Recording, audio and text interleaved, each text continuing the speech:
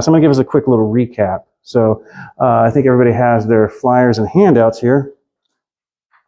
So we're just going to go through a really quick reminding, recap for none of them. So we went through, Steve and Sherry and Charles, we went through Cultural Marxism on the first week. So if y'all aren't familiar with that, I'll be able to present you the materials for that so you can get caught up. But just generally, Marxism was theories that were born out of Karl Marx. They spoke of there being systems of oppression where you have the ruling class, which would be your ruling economic class, which would be your bourgeois class, dominating the means of production over the proletariat.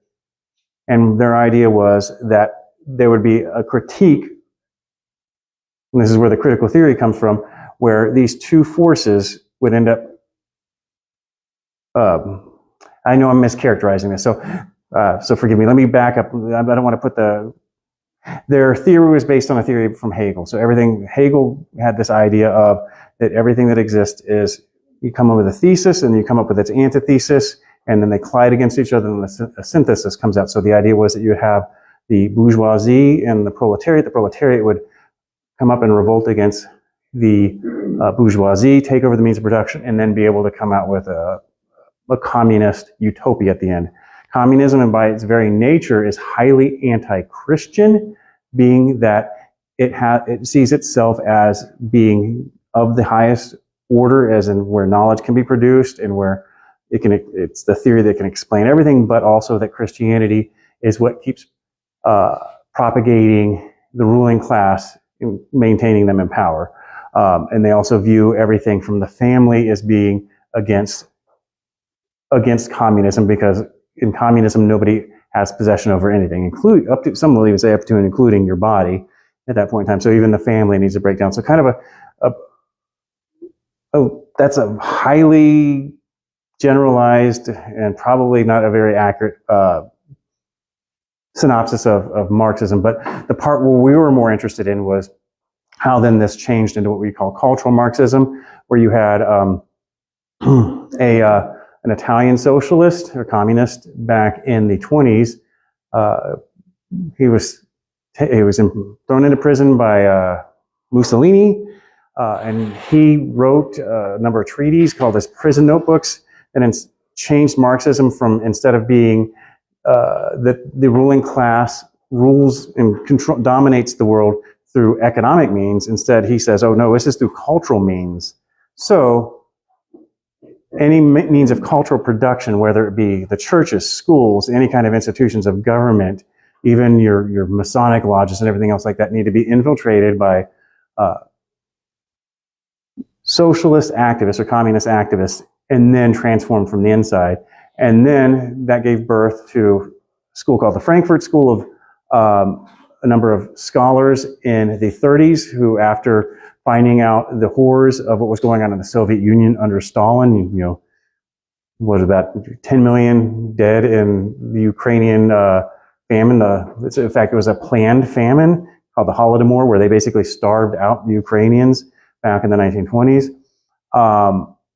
So once that was known, then everybody's like, okay, we've got a problem with this Marxism, but we have still the idea of our communist utopia in the future. So how then do we institute that? And then they came up with the critical theories, and that's where we were at last week, speaking of critical theories. So I'm going to come back in here. So if you all want to take little quick notes on your first slides here. Critical theory has a narrow and broad meaning of philosophy. Critical theory may be distinguished from a traditional theory due to the fact it seeks human emancipation from slavery, acts as a liberating influence, and works to create a world that satisfies the needs and powers of human beings. But, excuse me, because these series aim to explain and transform all the circumstances that enslave human beings, many critical theories in the broader sense have been developed, and they have emerged in context with many social movements that identify varied dimensions of domination of human beings in modern societies.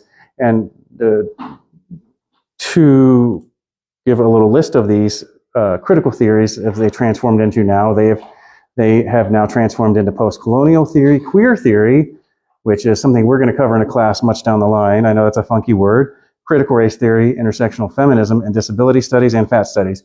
So basically all of your, any type you have those gender, the jokes about the gender studies major or anything like that, these are actual schools of thought within colleges, and they're actually whole colleges within universities these days that study these ideas. And if you want to know the funky thing about queer theory is the Hegelian thesis, antithesis, dialed up to 1 billion. It's the main part of the theory is that it's the destruction of anything that can be considered normal. So everything is queered because queer is against normal. So critical theories stand in opposition to traditional theories, and traditional theories is what we know of as being able to describe the world. Typically, we consider it the scientific method. But a critical theory should proceed from a prescriptive, normative, moral vision for society, your utopian view of how society ought to be, and then describe how the item being critiqued fails that vision, and then prescribe activism to subvert, dismantle, disrupt, overthrow, or change it. That is to break it down and rebuild it in accordance to your own utopian vision. Do these terms sound familiar from what we've seen or heard on the news? So is it basically you point out the flaw and then you explain in a different way that it changes it, and you explain, oh, this is better, but it's your way. Mm-hmm. Exactly. Subject it to your way. You are sharp. You are very sharp. Yeah, that's the Hegelian dialectic in action. So you have your thesis, or the way that the world is, right? But you say this is the way it ought to be. And in order to do that, you have to critique it. And that critique ends up becoming your antithesis, right? So this is what's wrong with it. And the whole time you're wanting that antithesis, so you're supposed to take that critique, collide it against the thesis, and then out comes your utopian vision. So, and that Marxism is built directly on that idea of that the working class, that's your antithesis out of the dominant bourgeoisie, rises up and revolts against, and then they give birth to their communist utopia. And mind you also, since you all haven't been in class, this whole course is a cumulative course, meaning that every class builds up clues leading up to a main point I'm going to deliver in the last class or two. And the main idea of this whole discourse is you're thinking these are strange ideas and the world's kind of gone kooky and these are crazy philosophies. The main point of this class is I'm going to demonstrate to you all that these are resurgences of old religions that have been around ever since before Christianity that are now reemerging.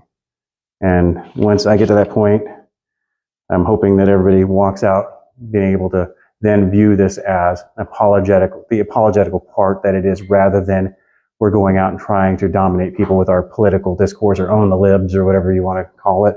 That seems to be so prevalent on TV these days.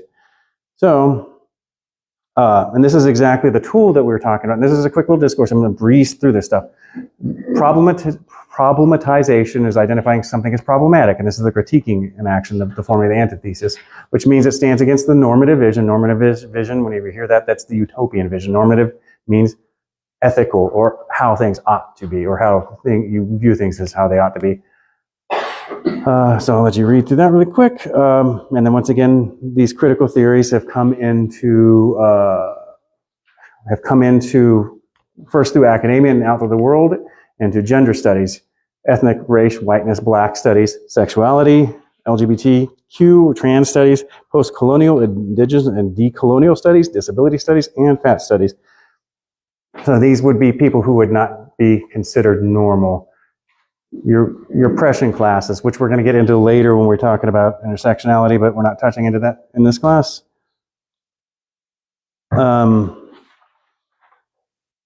Okay, so all these critical theories are all prescriptive towards some form of activism. So I'm going to just, and I wanted to touch into deconstruction. We do have to get back on track for the main class. So this is a really quick breeze through. This is another methodology they use, and this is something we're going to cover in depth next week. So deconstruction arises in philosophy's reading of philosophical text against the grains of the philosophical tradition, contesting its hierarchical binary oppositions, meaning, form, soul, body, inside, outside, speech, writing, and so on, by exploring how they are already deconstructed, shown to be constructions by the texts that assert or depend on them. What all that basically means is you go in and a lot of these theories actually were born out of literary criticisms back in the early part of the 20th century, where instead of going and reading the text as the author may have intended it, you're looking at how are the power dynamics in this book? How would a feminist, like say for example, this is a bad mischaracterization, but it was the only analogy I can really come up with, is how would a feminist look at this? How is the patriarchy dominating the female characters in this story? Then how can I reinterpret the story? But I think I told the class last week, because I got introduced to this concept way back in high school, and I had a professor assign me a book called Grendel, which was basically the story of Beowulf retold through the monster Grendel, which was the child of Beowulf and the witch. And so it was basically told to characterize the Anglo-Saxons as boorish brutes of men, which are very, we consider like the what do you call it, the patriarchy or something of that nature these days. So now getting into critical theory, and I'm sorry that I'm having to give a really quick synopsis, but I do have a video of last week's class, the last class session on YouTube. I'll put you all on, in fact, if you can, want y'all's email list, and I already got you. So write it down here. I'll get you on the mailing list, and I'll forward you the videos for, the emails from the previous two classes, so you'll have access and be able to get caught up. Okay, so something that is very important in these classes is we're always defining terms. So the issue with critical race theory, whenever you're seeing it confronted in public, or if you ever confront it in public, people will be using that Mott and Bailey tactic of, oh, you're talking about an obscure legal theory from the 1960s, which is true, but CRT has also transformed into something totally different. So getting into this defining terms is the CRT movement is a collection of activists and scholars engaged in studying and transforming the relationship between race, racism, and power. And I pull these terms out of CRT, actual people who are theorists, the CRT theorists books. So I'm not trying to mischaracterize their definitions. So CRT is a scholarly and political approach to examining race that leads to a consequential analysis and profound understanding of racism. It argues as a starting point that the axis of American social life is fundamentally constructed in race, and as a result, the economic, political, and historical relationships and arrangements that social actors have to institutions and social processes are all race-based. So I'm going to go through these definitions and then we'll jump forward. Critical race theory movement is a collection of activists and social scholars engaged in studying and transforming the relationships between race, racism, and power. The movement considers many of these same issues to be issues that conventional civil rights and ethics studies discourses take up, but places them in a broader perspective that include economics, history, setting, group, self-interest, and emotions, and the unconscious. So that part's an interesting part. So it's no longer racism as you would consider like dynamics between two groups of people, but then moves it into every aspect of society. So the main points of CRT are CRT is centrally concerned with power, which it holds in higher regard than truth. CRT distinguishes itself from the traditional civil rights movement and instead favors identity politics in the radical sense. CRT is not interested in progress, but in revolution, and CRT calls into question the very foundations of the liberal order, including equality theory, legal reasoning, enlightenment, rationalism, and neutral principles of constitutional law. Okay, and it did begin as legal studies back in the 60s. We're just going to brush over that real quick by a gentleman by the name of Derek Bell. I've got a little genealogy of CRT here. So, okay, this is an important part. The third paragraph is, y'all remember critical theory. So critical theory is very vague. They have hard to define terms, and they're typically very contradictory when you do get any definition out of it. But CRT is very well defined, so it's very different in other critical theories. But it still starts with its, like all of the critical theories, with its premise that racism is ordinary and permeates everything. And that also comes in, like all of the critical theories, as a concept of how the world ought to be, but they're a little bit more muddy in how that is to look. What is a conspiracy theory? What is that? Oh, okay. That's one of the things when you're going to be addressing CRT in public. You will either be called a conspiracy theorist, or you're probably going to be called, being that you're a white supremacist, or being that we're Christians, we're probably going to be called a Christian nationalist. You're going to be called names, okay? In our previous apologetics class, I tried to let everybody know that when you dialogue with non-believers, you're going to get a lot of bad arguments. You're probably going to get called names too. So you're going to have to learn to roll with the punches on that and just deal with it. You're going to get called racist. And if you're dealing with an atheist, you're probably going to be called superstitious, or worshiping a sky daddy, or flying spaghetti monster, or some other. I think Hitler dealt with like the Aryan race. Remember, he wanted all these kids to have blue eyes, blonde hair. Yeah, eugenics. And get rid of that. So that's kind of goes back to, this has been going on. I mean, he had an idea, and yeah. but his idea, this is what he wanted. Yeah, there was one example. Yeah, it was if you ever really want to get into this, there's some really good books on the best author in this is going to be, I'm trying to remember the name of his book, but it's Thomas Sowell, African-American scholar, and he had I can't remember the name of the book right now. I'll forward it to you all, but he does a history of racism in the U.S., including all of these. The term is eugenics, where you wanted to create a master race, a race of racially pure people, and that existed hugely in the U.S. back in the late 19th century, early 20th century, and a lot of their findings were instituted into laws. Believe it or not, one of those members were the founding member of Planned Parenthood.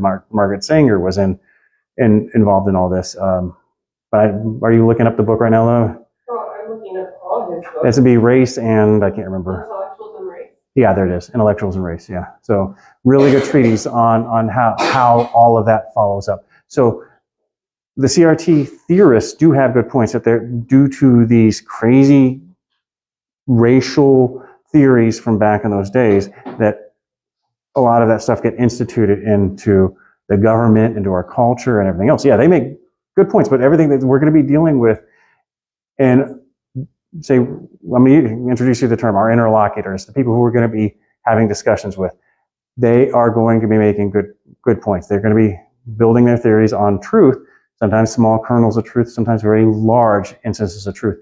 But what we need to do is learn how then they turn that into an argument that they're trying to present.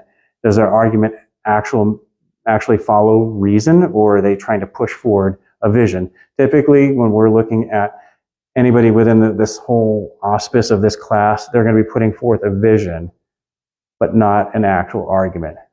So that's going to be hard to deal with, because we can't assume that the people we're talking to are going to be dumb. So that means we have to learn this stuff inside and out. All this stuff is based on their material. So I'm reading their material to be able to hopefully present it to you all. In fact, in these emails I'm going to send you, there's also a lot of recommended reading books. If you want to get into it, I'll be attaching scholarly papers. If you want to read the actual CRT theorists, I can send you their papers. But number one, we're mischaracterizing the church and thus Christ if we're coming in ill-equipped and we're making like a straw man of their debate. We don't want to say there was never any racism in the country. We know darn sure there was. But are the claims that they're making of how racism now exists, are they accurate? Or are they just trying to push a vision of how the world ought to be and force that on us using tactics and techniques that go against, for like say example within the church, that go against the way that Scripture would imply and that the guide would imply and that Christ would exemplify? Or are they just trying to go for political power? Because a lot of these theories based on Marxism are all about inversions of political power. The rising up of the marginalized groups and taking over the dominant political group, and then they themselves are in power. And under the auspices of Marxism, then at some point in time, after the revolution, you have what's called a dictatorship of the proletariat. So that's what the Soviet Union was supposed to be, where all the working class people rose up together, formed a dictatorship government, where they were all supposed to be equally dictators, and then eventually remove all the distinctions from people. This is the main thing of all Marxist-based theories, is the idea of removing distinctions, that everybody will be equal. And the term used for that in the modern era is equity. Not equality, but equity. Everybody has an equal outcome. So there will be no longer anybody who is economically different, racially different, sexually different in any way. Everybody will be the same. It doesn't really make any sense that could actually be the case, but when you understand the true goal of their theory, you'll see there's a little game to it. So, yeah, to answer your question, that probably took us off the path a little bit, but I think it was very necessary in catching you all up to the first class. So, I'm going to try to get us back where we're supposed to be here. 37, we're on 25. Wow. Okay, so I'd recommend you all get caught up on this, but I'm going to give you the definitions of racism here, just to get everybody caught up for one, and the need to get back to where we left off last week. So our classical definition for racism was discrimination and prejudice towards people based on the race or ethnicity. Racism can be present in social actions, practices, or political systems, such as apartheid, that support the expression of prejudice or aversion of discriminatory practices. The ideology underlying racist practices often assumes that humans can be subdivided into distinct groups that are different on their social behavior and innate capacities, and that can be ranked as inferior or superior. And that comes out of the UN Commission of Human Rights. And then racism redefined by critical race theory is the new racism reflects a situation of permanence and a change. Just as people of African descent were disadvantaged within prior forms of economic organization, a similar outcome exists today. On a global scale, wealth and poverty continue to be racialized. This is permanence. At the same time, racial hierarchy is produced in a context of massive economic, political, and social change that organizes racial hierarchy differently. The process used to maintain the same outcome is also different. Does that make any sense to y'all? What you want to do is look for keywords. So you got hierarchies in there. That's going to be your dominant group. And then now we've got wealth and poverty. Now, instead of not being equally distributed or equity by outcomes to the proletariat, now it's moved into racial groups. So it's still the same thing. So the pessimistic idea of new racism with CRT is that as older, more overt forms of racism become unacceptable or illegal, racism did not end or even diminish much, but changed form and focused upon cultural elements of black culture. Under new racism, black culture is seen as less valuable and less prone to success than white culture, is steadfastly associated with people of African descent or origin, and is identified as the primary reason for the persistence of achievement gaps in which black people have worse outcomes on average than those of other racial groups. So it's no longer racism as in what we know as race. It's now shifted over to culture, which that's a nice little sleight of hand that I don't know if y'all saw. The CRT maintains that racism doesn't really diminish so much as it gets hidden more successfully. Oh, to backtrack on that, the reason why the theorists shifted from being something of, like, say, African descent, like having dark skin, curly hair, more broad noses, all these things that were tied back into the old racial theories, it now becomes this new idea of black culture, because then you started having disparities of African immigrants coming into America post Jim Crow and then flourishing and thriving. So thus dispelling the theory that America was overtly racist against people of African origin. So how are these people, like, coming in from Nigeria or Kenya, how are they're thriving? But these people who have been in America since before the Emancipation Proclamation, how are they then being disadvantaged? So then you can go into these historical examples of Jim Crow laws, redlining, and many other examples to say that it's a legacy. But then the only thing that they're able to state is that those things, it's always stuff of the past that's become systematized and now need to be rooted out, which then we can look and say, have they been rooted out? Well, that's an open question. Most people would probably, I guess most people, these prior to the summer of 2020 would have probably said, yeah, I would say that we've done a really good job at trying to give everybody at the time equality of opportunity. That everybody would have the opportunity in order to live the American dream, be able to send their kids to the right schools, buy a house in any neighborhood they wanted. But then there came the cultural Marxist sleight of hand, where it's no longer equality of opportunity, and now it's been moved into equity, quality of outcomes. Why then don't these certain groups have the same amount of money, or have the same houses, or the same lifestyles, or whatever have you, that you would consider even the median? And it's, That's what they tie into culture, right? yes. So yeah. Excuse me. Okay, and I do another callback to classic racism to give more highlight as this is racism as hegemony. This is a word we're going to be needing to learn. Hegemony is a quick little word that means people who have dominance over another group. So you're going to hear the term hegemonic. So the term I like to use is America is the global hegemon. It has the hegemony over the whole world. That means you can go use the US dollar anywhere else in the world and people will probably accept it. Our cultures, like you've got McDonald's in probably every city in the world except for Pyongyang. So you can probably find people listening to the music your kids are listening to in Oman or in Sri Lanka or even in Kiribati, So, but then you have regional hegemons, like Germany is a regional power within Europe. So that's all it is. People who have power and influence others. So, but anyways, let's get back into this. Classical racism, individual and institutional practices and policies based on the belief that a particular race is superior to others. This often results in depriving certain individuals and groups of civil liberties, rights, and other resources, hindering opportunities for social, educational, and political advancement. And then the new systemic racism is defined as, from a critical social justice perspective, the term racism refers to the system of collective social and institutional white power and privilege.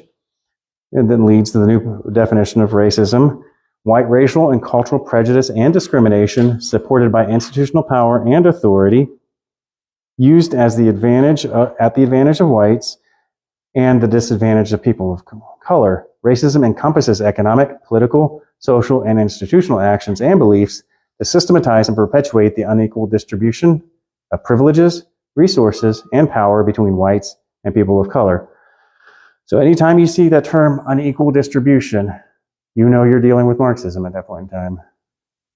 So that's one of the things I wanted within the span of these classes, is to have a genealogy of these ideas. As you're going to say, this is cultural Marxism. My first class is, Mark was making fun of me. Oh, your first class was everything was cultural Marxism, but nothing's cultural Marxism, meaning that what we're dealing with in a lot of the modern, don't even want to call it moderns. Our next class is we talk about postmodernism.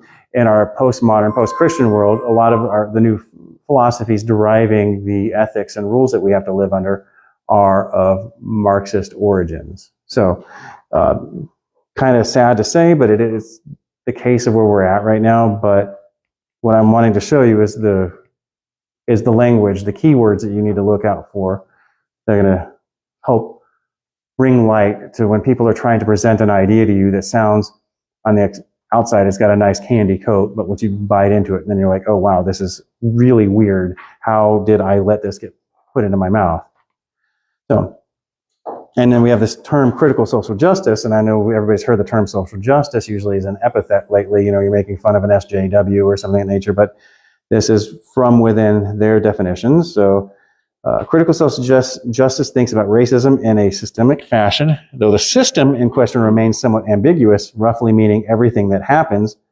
Critical social justice theory details many specific types of racism under the systemic umbrella. It can even refer to the system of knowledge in place, knowledge itself, or ways things are spoken about This means that in critical social justice, racism refers less to the individual acts of racism and more to the ways the entire system manifests in a way that privileges some races while disadvantaging others.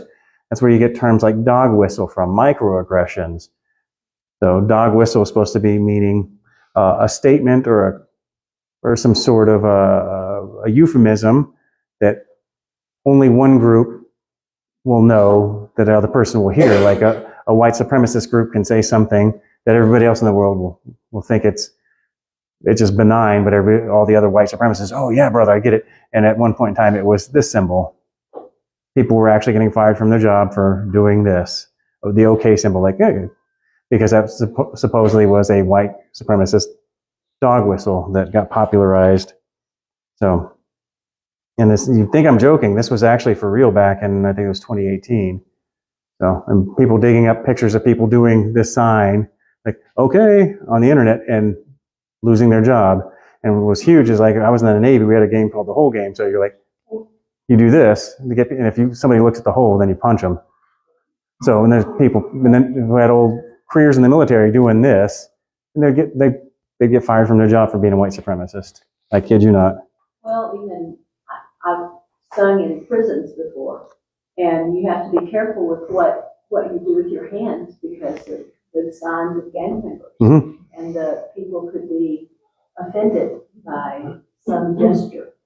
Yeah. Which all those white people singing to the inmates didn't understand, But yeah. it goes, I mean, it's all there. Yeah, so this is under the auspices of cultural sensitivity training, which I would say in the classical terms is very needed. Like, say, for example, when I was in the Navy, we do a port visit to another country. Like, say, if we're going to an Arabic country, there's certain things you don't do. You don't stare at a woman. Even though she may be in a full burqa, you still don't stare because that's considered highly offensive. You don't present the bottom of your foot to anybody. Like, so you don't cross your legs. We're taught not to do that because you're offending the person who sees the bottom of your foot, things of that nature. And it differed from every country. And that's stuff just to be culturally competent. But now, not only are they saying this new cultural sensitivity classes, as they're pushing these ideas, is like you can't do anything that would be considered an offense to anybody else, that even though it's been perfectly natural and good within your own culture for millennia. So, like, watching for dog whistles, even if it has nothing to do with your own race or group, right? Yeah, you could just stumble upon it and have no clue that you've done it. Yeah, this happens to people up to this day and age. So something that you have to be sensitive for, especially if you work in corporate America. You have to be highly sensitive, and they put you through these diversity, equity, inclusion trainings where you're being taught that things that you say can be considered as microaggressions that are considered highly racist. And if you get called out for them at your work, you probably will get written up and fired. Like, for example, a job I worked at, I was written up twice for using the term ladies, not mentioning the ladies I worked with, not directing them, but I was talking about women who I went to church with, meaning, like, where did you get that wonderful smelling dessert? Oh, the ladies at the church did this in their bake sale. You're not supposed to be speaking in gendered terms here at this work. We're supposed to be using gender neutral terms. And I'm like, whoa, what's this all about? And I tried to, like, look, that's just, I pushed back and I said, that goes against everything that I stand for. So no, I'm not going to do that. So next time I said it, got written up. And then next time, unwittingly, because I'm so used to using the term ladies in deference to and respect to women that I hold in high esteem. In fact, women in general, I was written up twice for that. And yeah. What kind of a job was that? I was building a web store and back-end automation that ran off the web store for a print company. So you go in like Vistaprint and design your own stuff, add it to cart, purchase it. It gets sent off to a computer that sets it up for the printer, prints it out, and then runs it to the job ticket that people have to do cutting or folding or whatever have you, and then it gets packaged and everything, all that automated, that kind of, yeah. So if you offend somebody else, then you lose your job or whatever. But if they offend you, that's okay. Yeah, well, and this is where we're going to get into intersectionality. Like, say, if I say something that offends Joni, I would get written up. But if Joni says something that offends me, I won't get written up because she has, due to the nature of her being a woman, that she could claim that because of a woman, that she's a woman, I'm a man, and using my part of the patriarchy. Excuse me, I am a lady. Yeah, yeah. I'm sorry for mansplaining to you. Yeah, which is something that what you saw with that pastor in the video is that's a concept is like, even if you're like at work and I'm like trying to explain like a job process to you and you find it offensive the way you're talking, you call me out for mansplaining, and then I would get in trouble for that. I'm not kidding you. This is what your kids and grandchildren are dealing with at work when they go, unless they're their own boss, you know, but still at a certain point in time, if they have to get federal subsidies in any way, they'll probably still end up being under these rules. But, okay, so I'm trying to get us back on track. We're an hour in, so I'm going to just go ahead and jump to where we left off in slide 37. So everybody want to move forward to slide 37. We got time to get caught up. So everybody who wasn't here last week, I highly recommend you listening to the YouTube video that's attached to the email that you already have or will be forwarded. But now we're moving into the concept of critical theory applied to racism, which is what CRT is, and it's no longer. And the issue is, okay, so remember I told you about that Mott and Bailey topic, right? When you're going to be confronting people, hey, that sounds a lot like CRT. They're going to say, oh, CRT is just some obscure legal theory from the 1960s, which it is, but all these theories have nothing to do with staying theoretical. They are designed to be activism, not just something that's going to be written about in some academic journal that you'll probably never care to read, but this is stuff that's actually designed to go out and convert people to their cause, create activists who then go out and create more activists.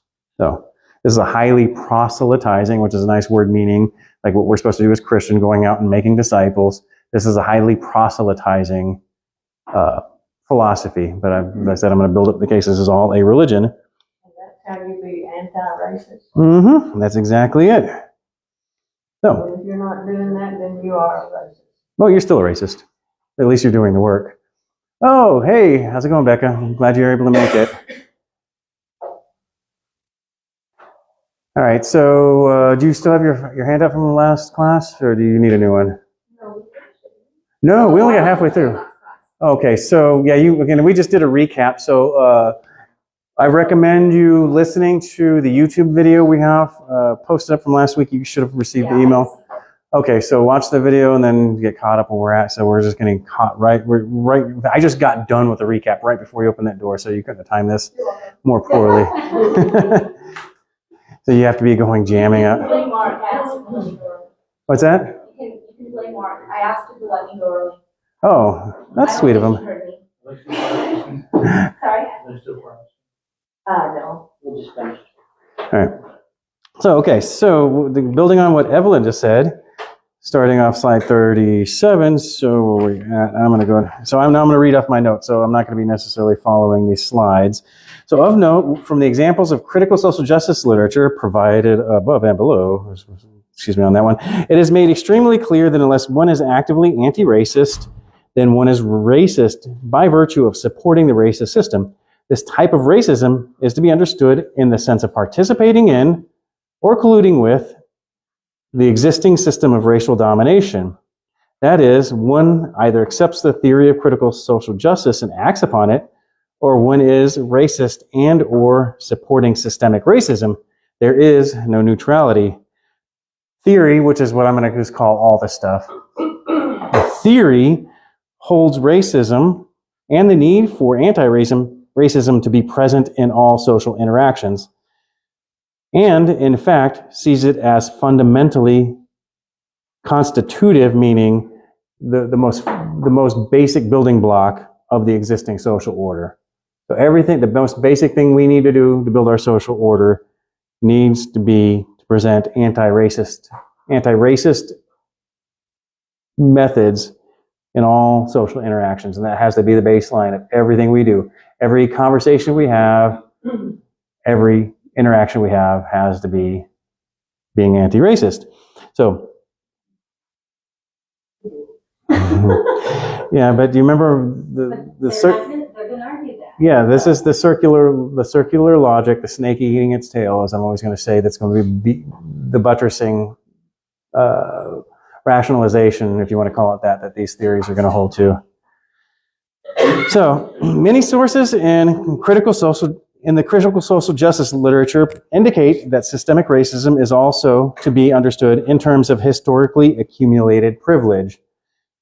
This is a view that the system was built by white people to benefit white people, and so it cannot get away from the relationship with racial power dynamics by any means other than completely dismantling it and starting over, which is radical and unlikely to be true, which would be basically the definition of a revolution.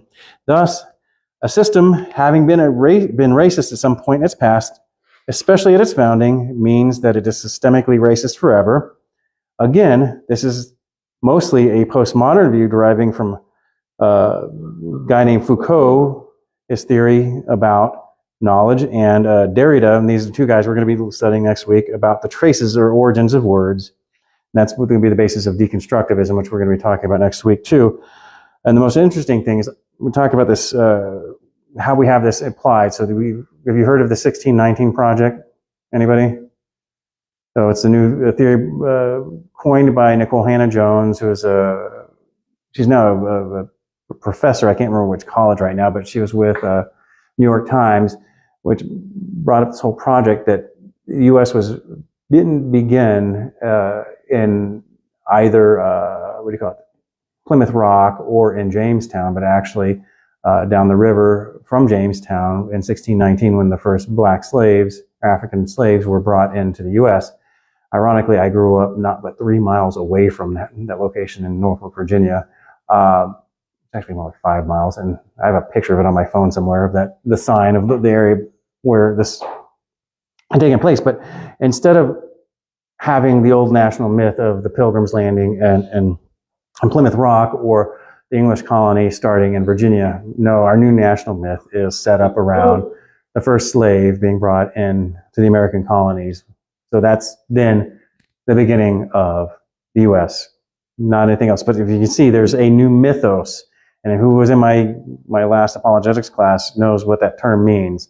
A mythos is a story, a narrative that gives you the foundation of your culture and everything you know that builds your way of seeing the world. So, What did these white people get? These black people? Believe it or not, it was from privateers. I think it was Dutch privateers that had taken the slaves from, I do believe, a Portuguese slave ship that they had pirated, and had, I think, if I remember correctly, either didn't try to sell the slaves or did try to sell the slaves, but they're basically trying to sell all the booty from what they had pirated to the colony in Jamestown, and the slaves, I guess, got thrown in.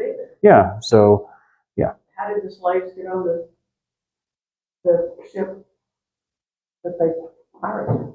The Portuguese slave ship, they were probably one of the Portugal's colonies in West Africa. I can't remember which one of the colonies had the highest level of Portuguese slave trade, and Spanish were huge in it too. And the whole slave trade network was actually African tribal warlords. Kings would go out and have war with their competing tribes and nations, take slaves, bring them in, sell them to the European slavers, or what existed before that, the Arabic slave trade in East, that stretched from East Africa all the way over to West Africa and supplied slaves into the Middle East. Slavery didn't come from America. No. It wasn't our idea. No, and there was a huge slave trade from North Africa of European slaves being taken into, in fact, has anybody heard of the Barbary, the Barbary Pirates, when Thomas Jefferson said, what do you call it? I'm just horrible with my words today. An expedition out to combat the Barbary pirates who had taken American citizens hostage. The Barbary pirates were pirates in the Mediterranean at that time, but they would go for, whether it be ships that were that had valuable cargo on it, or just taking slaves and pushing them into the North African slave trade. But slavery's been around as long as humanity's been around.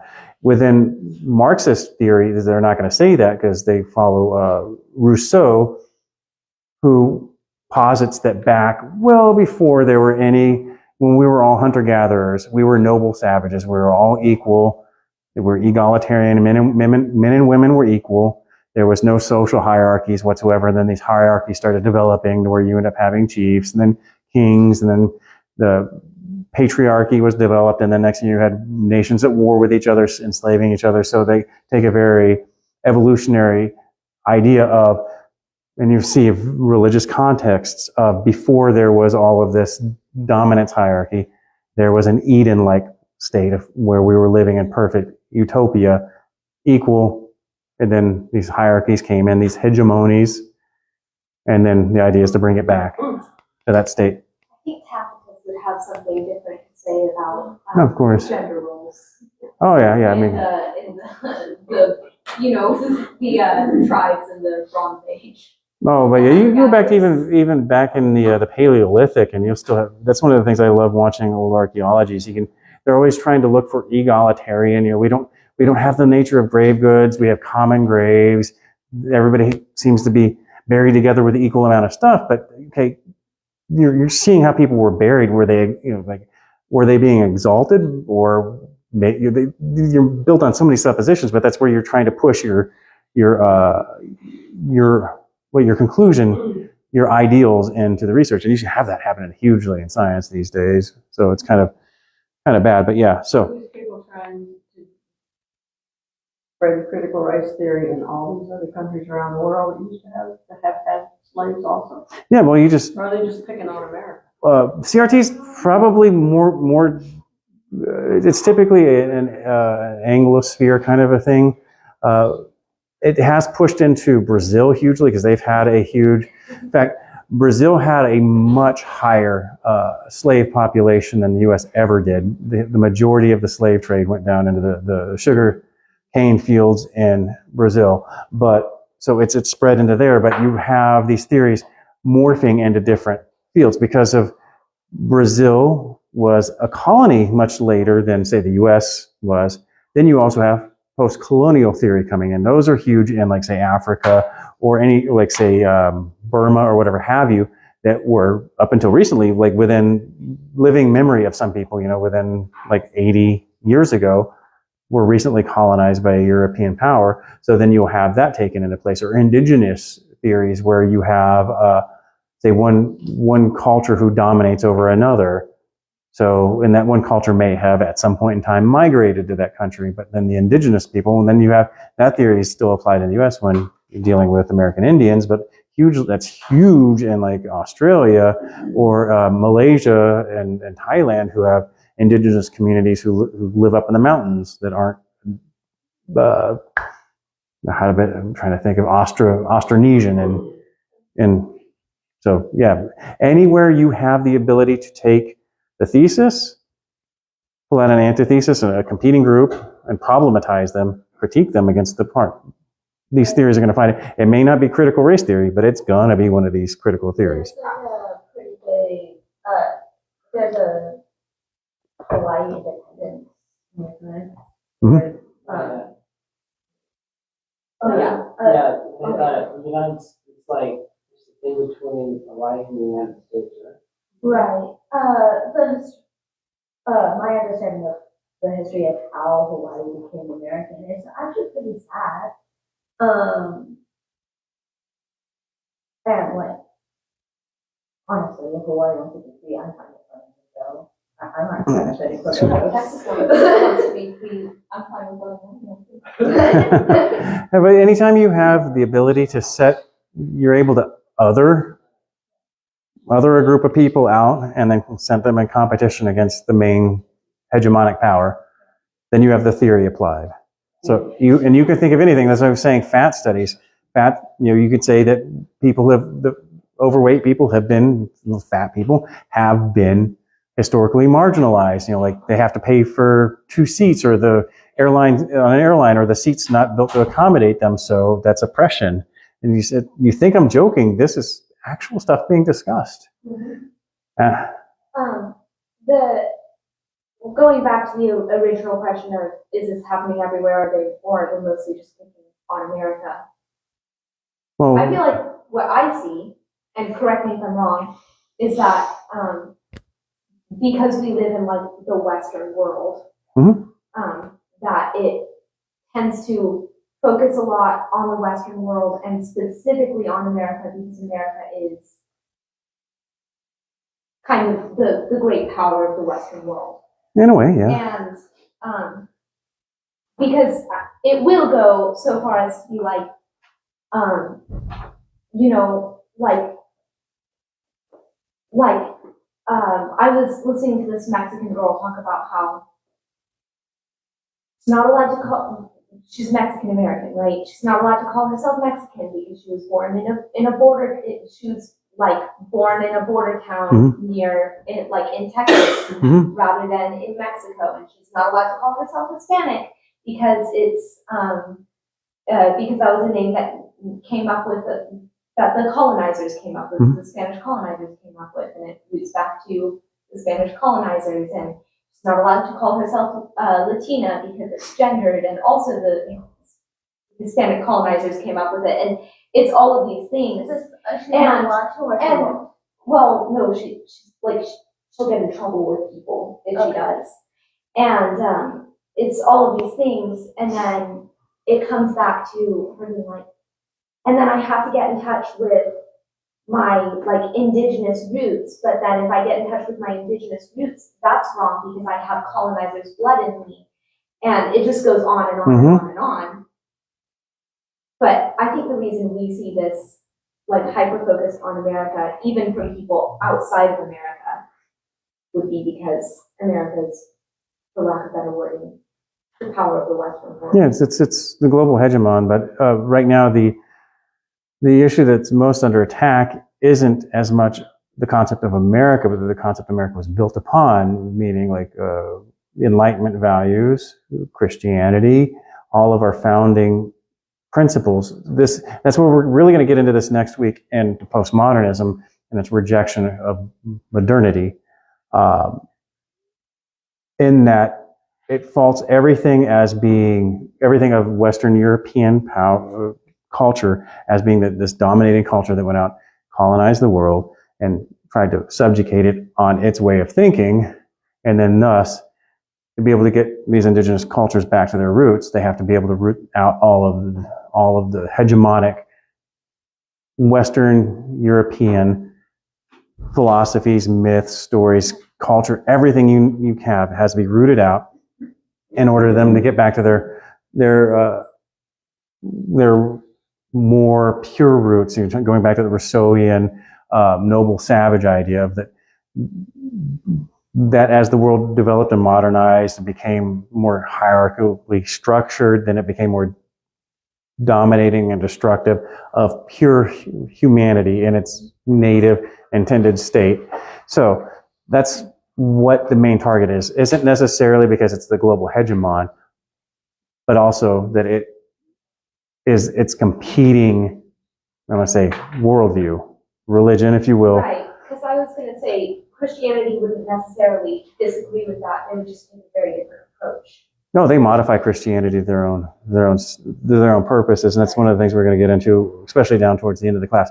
The second thing you touched into was the Marxist idea of the destruction of the distinctions. So distinctions are categories, ways that you can say people they can either be Mexican, they can be of Native American origin, they can be of, let's say, a mix thereof.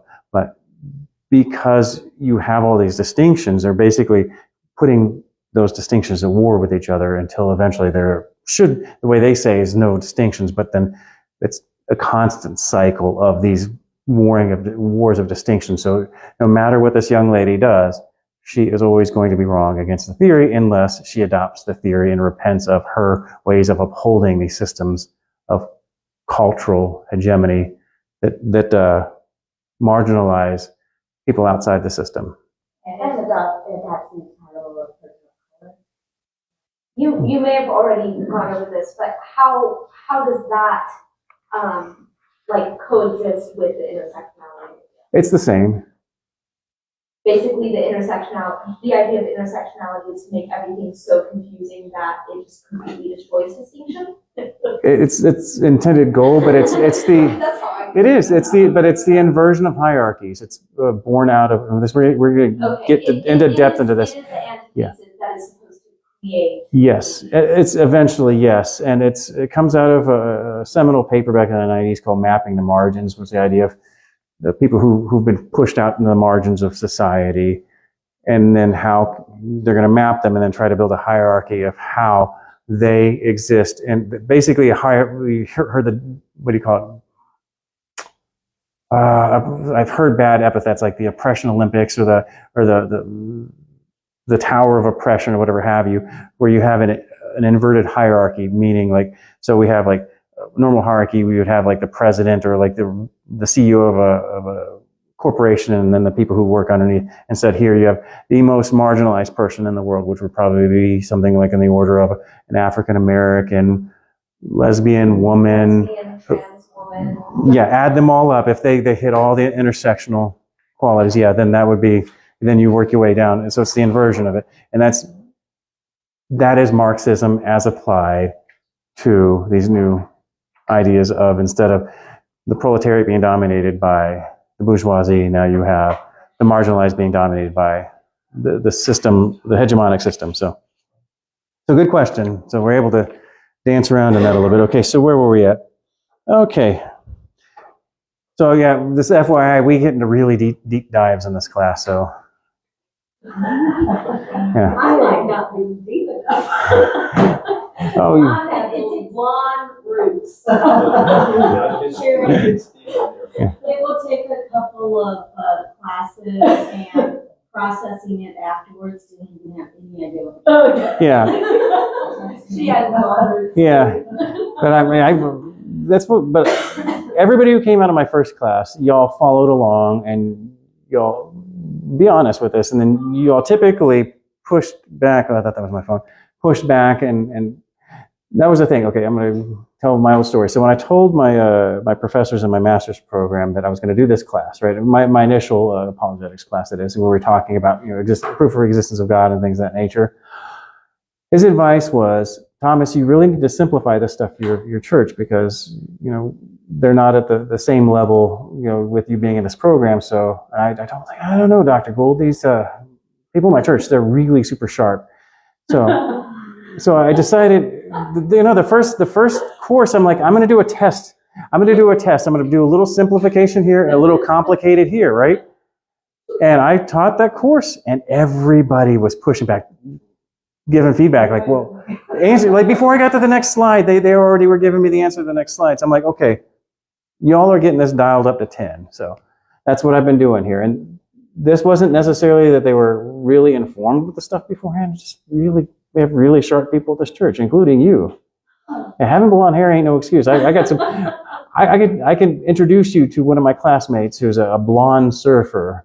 Kid you not, the sharpest guy you'll ever meet. So it has nothing to do with it. You guys don't put yourself into a category. Yeah, don't marginalize yourself. Yeah, don't. Yeah. Yeah. Okay. So where were we at? Break down distinctions between hair colors. Oh yeah. I just recently got back to my natural color. Yeah. Yeah. So we've got to be supporters of blondness, and anybody who tells blonde jokes, they're just supporting this brunette dominance hierarchy. You have to be actively for the blondes, or else we're actively anti-blonde. You have anti-brunette. See, y'all are, but don't you get this? You're able to pick up on this to where you're making jokes about this. Yeah, I've gone to classes where like these high-end philosophy classes where we're all like getting a fire hose of knowledge thrown at us, and we're just like, we can't keep up, and everybody's quiet, and we're like, you don't want to even cough because you might miss a word that you need to take notes on. So this is great. Y'all are sharp and always impress me and bless me.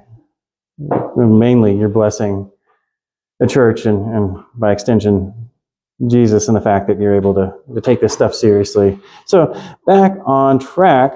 So the social justice view is the existing social systems and structures having, sorry, sometimes I write funky. So the social justice view is that the existing social systems and structures have grown up under a social order that privileges certain races over others, and there's no way the influence of that bias could not have been manifested in significant ways.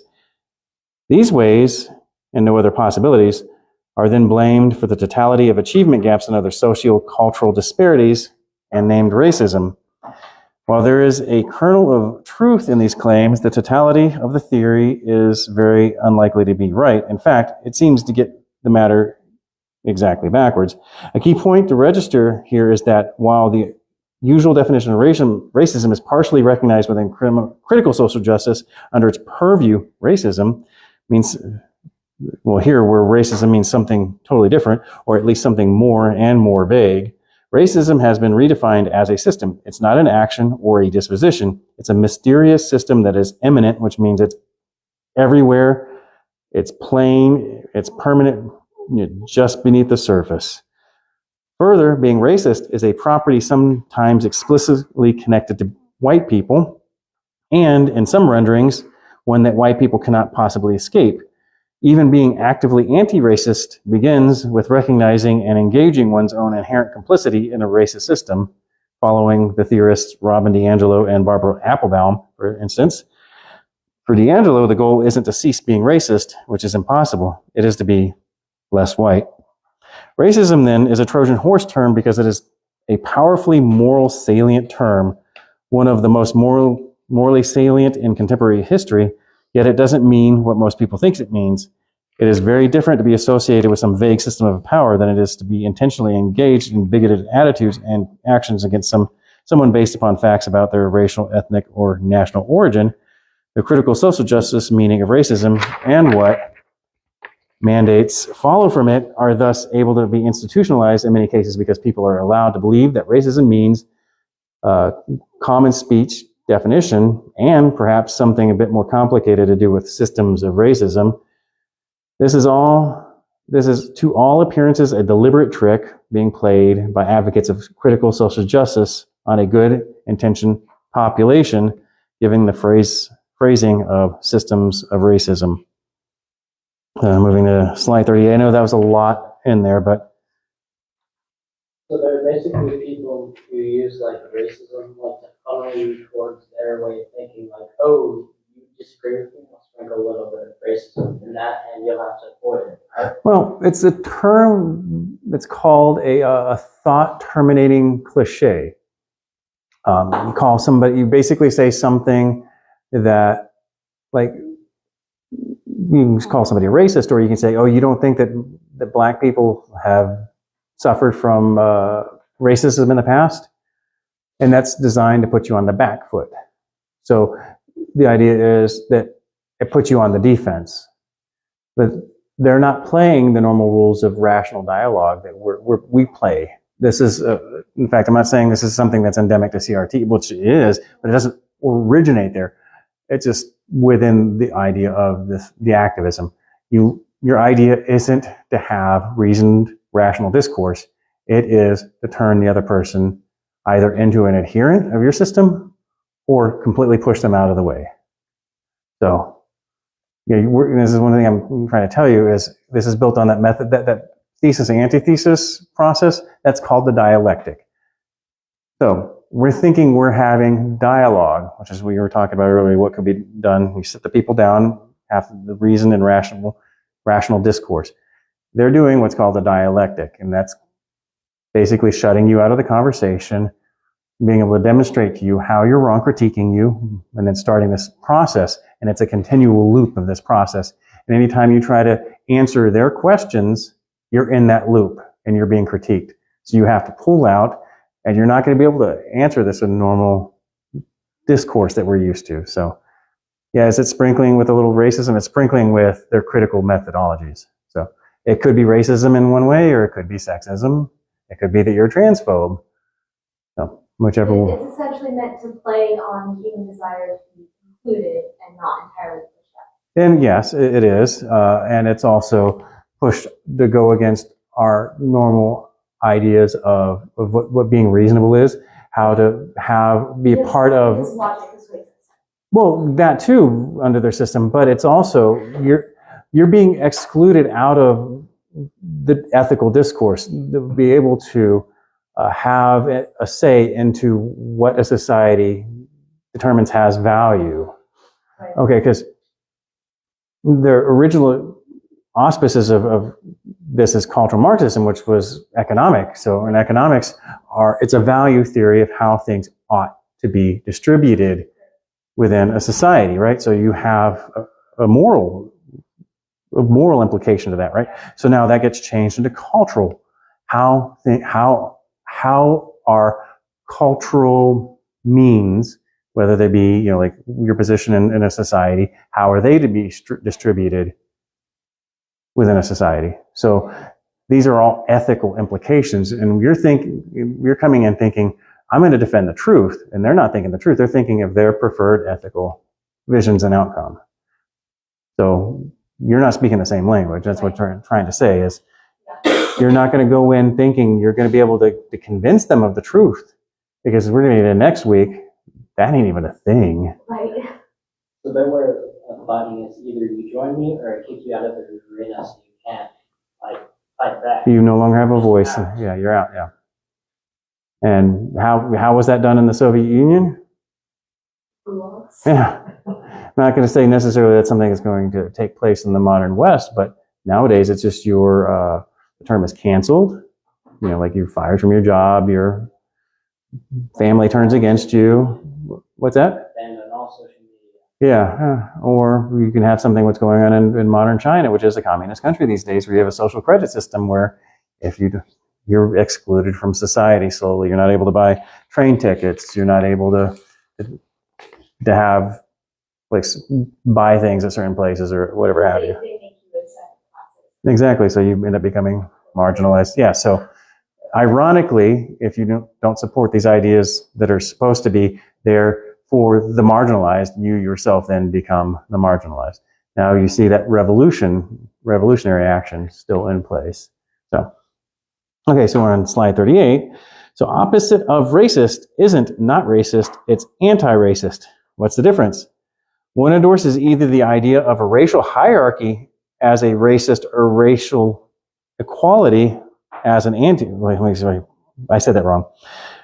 One endorses either the idea of a racial hierarchy as a racist or racial equality as an anti-racist. So you have only those two choices. One either believes problems are rooted in groups of people as a racist or locates the roots of problems in power and policies as an anti-racist. One either allows racial inequities to persevere as a racist or confronts racial inequities as an anti-racist. There's no in-between safe space of not racist. The claim of not racist neutrality is a mask for racism. This may seem harsh, but it's important at the outset that we may apply one of the core principles of anti-racism, which is to return the word racist itself back to its proper usage. Racist is not, as Richard Spencer argues, a pejorative. I'll tell you who he is later. He is not the word. It is not the worst word in the English language. It is not the equivalent of a slur. It's a descriptive, and the only way to undo racism is to constantly identify and describe it, and then to dismantle it. And that's out of Ibram Kendi's book, How to Be an Anti-Racist. Richard Spencer is the head of the. I went brain dead on his group. It's a white supremacy group, recently modern. I can't remember anymore. But he's the chief of a white supremacy group that has been around for well over 10 years and kind of falling into disrepute. I can't remember right now, but it'll hit me later and I'll tell you then. What? I wonder why. Yeah, because I'm forgetful. So if you... Never mind. Okay.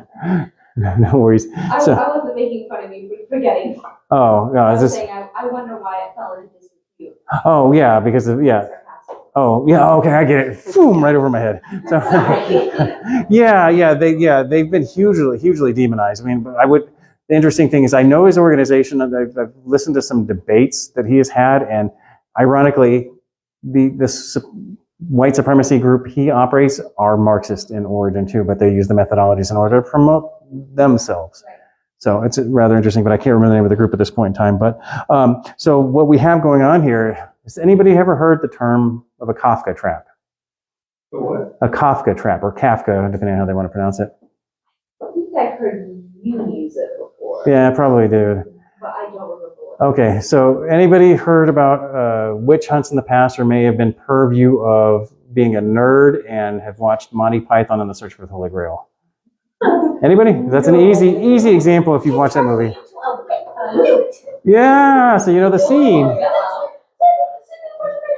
I talked to Becca. Okay, do you remember the witch trial there? Salem witch trial? Yeah, but the witch trial was, Where they weighed her She against, weighs the same as a duck, therefore she's a witch. yeah. But so a Kafka trap was typically the same thing that could have been done in a witch trap. No matter what, either which judgment, you're guilty. So you would have had some old This is judgment. the one with the, like, they dunk him underwater, and if she drowns, she's not a witch. Yeah, but if she floats, she's a witch. Yeah, Yes. Yeah. Very reasonable. yeah, exactly. So yeah, Kafka trap comes out of Franz Kafka's book Metamorphosis, which is a dark book, but really insightful to human nature if you want to read it. It was basically talking about certain trials that this young man was going through in the book, where he was just constantly being judged as guilty in everything that he had done. So I would recommend you read that if you're so inclined. But in a Kafka trap, no matter how, you can't defend yourself because you are guilty. The initial premise is you're guilty. It just then becomes a question of how are you guilty, and then what shall we sentence you with as your retribution after that. So that's the entire discourse of CRT is built around that premise. The whole society's been built under these systemic racist issues. You were raised in the society, so everything that you know is normal is based within that racism that's inherent in the society. So thus and therefore, there's no way of defending yourself. You have been a member, benefited from, and have been informed by a system of racism. So that's where it starts out with. Okay, so moving on. So translation from critical theory, this definition, which does not merely mean against racism, as one might assume of the term, is absolutely standard in social justice. In fact, it reflects the core tenet of critical race theory, that racism is ordinary and pervades everything, as may be seen in Kendi's use of the word inequities. Anti-racism is to be thought of in terms of equity, not equality. And equity means equality of outcomes. Equality means equality. I say that right. Equality of opportunity. So you'll hear that term a lot thrown out. That's not equitable. Well, let's say financially, in the old terms, if you're talking about home equity and everything, it still means what it meant. But in modern terms, if you hear equity, these are words you want to have to be listening for. Okay, slide there. Equality of outcomes, meaning everybody gets an equal share. It's not fair. Well, under their terms, it is. That's the definition of fairness. But fair. I mean, right? You'll have the term, they weren't given their fair share, used to mean equity these days. So even that term's been subordinated. Equity means Equality of outcomes rather than equality, which means equality of opportunities. equality. Yeah, so you get, yeah, Equality is opportunity. yeah. As, That makes me think of balance. go ahead. the reparations thing. I think Gavin Newsom is putting forth some of that out in California. Yeah, which the state can't even afford. Yeah. But yeah, they're pushing. There's a huge slew of churches that are pushing for reparations. We played one of those intro videos last class was a number of prominent pastors pushing for reparations within the U.S. Which there are they make some biblical arguments from. You can argue that the Israelites, as they're after the Passover, and Pharaoh ejects them out of Egypt, where they take all the gold from the Egyptians, or it depends on your translation, we're given the gold depending on what you're looking at, that's a biblical foundation for reparations for slaves. But And maybe help me, did Jesus say, was it him that said you will always have the poor with you? yeah, that was when, what's his name? Judas Iscariot was chastising Mary for anointing Jesus with the perfume oil, yeah, that Well, would that would cost as do much. away with a lot of, certain factions today want to let's create equity, let's make sure everybody, Yeah, like, have the same, and Yeah. so it kills the idea, so don't work, it's just, But- kick back and let the government, well, in a way, but the main goal isn't just to let the government, it's to try to engineer a new mankind. It's the whole thinking, just, Yeah, we'll be the- speaking Chinese, yeah. The now only, it's English, and then eventually, Well- there's a movement, eventually the Chinese, I don't think it'll happen, but Chinese will be the official language of the world. perhaps, but It'll be a long time, I doubt if that would happen, but that's well, being put out there. more to the point, the idea is the idea of anybody in a Marxian theory or critical theory is going to lead with this utopian vision, right? This idea of how the world ought to be, and then they're going to build everything in reaching that goal, this utopian goal, right? Which may be a certain language. There talks about like constructing languages that are completely gender neutral, that anybody can learn, you name it. Artificial languages, that's stuff that's been invented by linguists for hundreds of years, actually, like ever since the scientific revolution's been around, but, or philology, the study of languages, but, Funny, there's a Spanish class, there's like O's and A's, yeah, male or female. Yeah. And I was talking to my Spanish teacher, and I was like, that they don't like that at all. oh, there's the Latinx. Yeah, there's the Latinx movement, and there's moves to degender languages. It's already out there. But to get back on track, it's just the idea that they are trying to socially engineer humanity to meet their utopian vision. So you're talking about means and methods, like instead of like the idea of the car as the whole, you're thinking of the idea of the alternator or the door latch or something like that. And we got to think of their idea as building this dream car, and we're focused on not the whole picture and thinking of stuff like that. So once you get the 10,000 foot view, and you're able to get the whole picture, then you're able to start seeing the things pop up in all the little parts. So that's the main objective I'm trying to teach you all here, and we're constantly defining terms, which is something that's the most important part of these classes, but also to be able to get you all to recognize when it comes, because especially it's already in the church. And when I mean the church, I mean the global church, the American church, and even this church.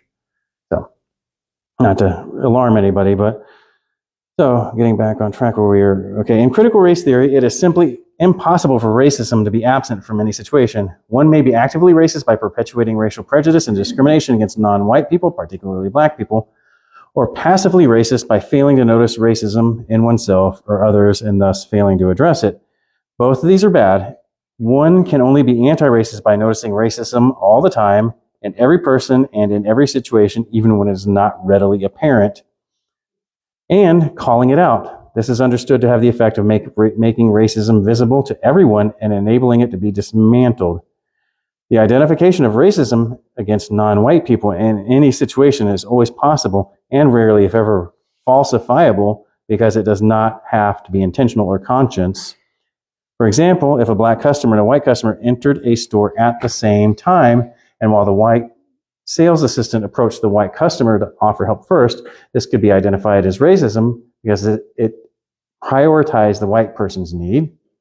However, if the sales agent approached the black customer first, this could be also identified as racism because it could be read as indicating a distrust of black people and an unwillingness to have them browse the shelves unsupervised. The shop assistant's perception of her own motivations are irrelevant, and to be a conscientious anti-racist, she would need to admit her racism and pledge to do better. And that's the Kafka trap in play. There's no winning here. What? There's no winning here. Oh, they win. You don't. Yeah. So, and well, if you play the game. So in fact, the anti-racist approach would start from the following assumption, as phrased by critical race educator Robin DiAngelo. The question is not, did racism take place, but rather, how did racism manifest in the situation? As such, the racism of the shop assistant in the preceding example, and more specifically, the racism underlying and defining her interactions with the customers, is fully assumed, though probably hidden. So, the idea is to get you to admit your racism.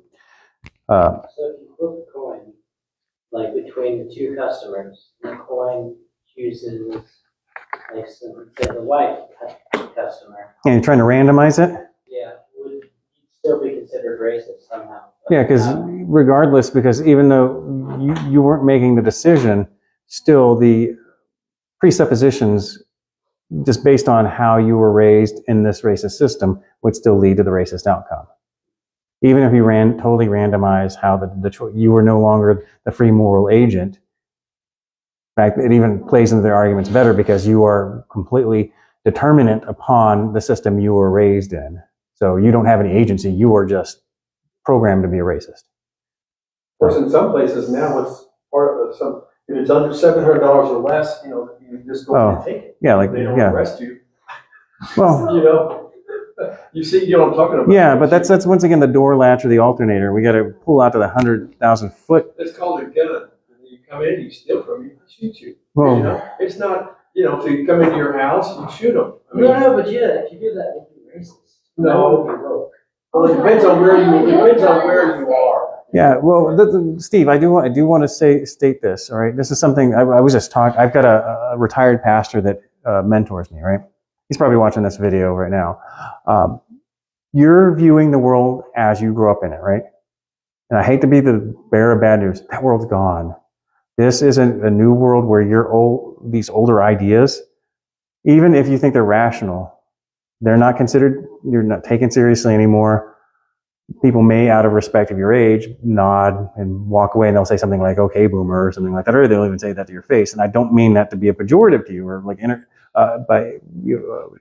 insult you by any means, but that world doesn't exist anymore. The idea of that we would be able to enforce like private property laws.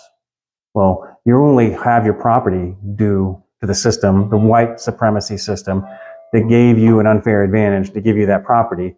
So if you had it and a disadvantaged person came and needed it, but you tried to stop them by any means, that's the systemic racism playing itself out still. Well, I guess it's because I've had to, work, and you do that, and I've had to work for everything. Of course, within that system, yeah. I paid for myself. I get it, and I 100% get it. All those things, and so. But you worked within the white supremacy system according to this. Let's not even call it the white; it's called work. Forget the race. Whether it's black, white, or green, you work. If you have to work. Yeah, same thing. But as I said, that's the world you grew up in, and I would say that's the better world to be in. That's not the world we're in these days. It's what you probably promote to your children and your grandchildren. Yeah, but once they step foot into their schools and they go out working for some corporation or something like that, it's not that world anymore. Even if they're in the army these days. What do you want them to do? What do you mean? When they go out and work, you want to make good grades, you want them to work, and what do you want them to do? I mean, it's been said that hard, like being a hard worker, even, or like the idea of those making grades are white supremacy. They're Western European. Yeah. In fact, I even experienced that. I did construction years ago, and people, I'd start working more. Some people didn't like it because they looked like be trying to get ahead or do that, and people frown on ambition. Yeah. And it's Working is a racist idea. Working hard work ethics. Yes. Hard There work was ethics are racist. There's something I could probably dig up, but there was a famous. Some may say. Yeah, no, not some. Not some. In fact, I will break away from this for a moment. There was Well, because some people are supposed to be able to do nothing, and in a whole society, there was a famous, let's say, infographic. It was an email put out to all the institutes from the Smithsonian. to all of their employees. Sorry? And I'll see a lot of this at your age. too, don't Oh, you? yeah.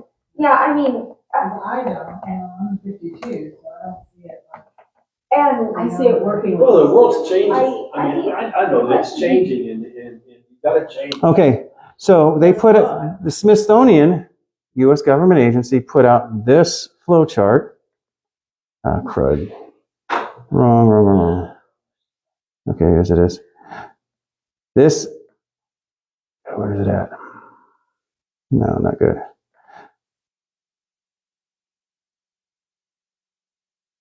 Okay, bad low res.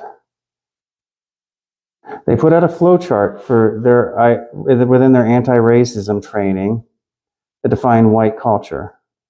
And I'm trying to bring this up. Sorry, the interwebs are running slow today. It's this right here. I'm familiar with it, but I, for some odd reason, can't get to it. I gotta go through this to get to it. And that's Robin DiAngelo, the lady we were quoting. Okay, here it is. Okay. So this was through training that the Smithsonian put out back in 2020. So ideas of whiteness, which are white supremacist values, rugged individualism, the individual is the primary unit, self-reliance, independence and autonomy, highly valued and rewarded, individuals assumed to be in control of their environment and you get what you deserve, family structure, the nuclear family, father, mother, 2 or 3 children is the ideal social unit, husband is a breadwinner and head of the household, wife is the homemaker and subordinate to the husband, children should have their own rooms, be independent, emphasis on the scientific method, objective, rational, linear thinking, cause and effect relationships, quantitative emphasis, history based on Northern European immigrants' experience in the United States, heavy focus on the British Empire, the primacy of Western, Greek, Roman, and Judeo-Christian religion or tradition, Protestant work ethic, hard work is the key to success, work before play, if it didn't meet your goals, you didn't work hard enough, religion, Christianity is the norm, anything other than Judeo-Christian tradition is foreign, no tolerance for deviation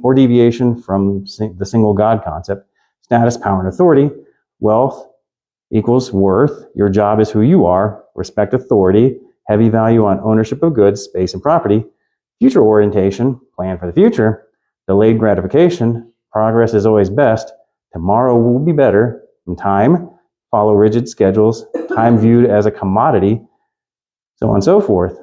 That's racist. Yeah.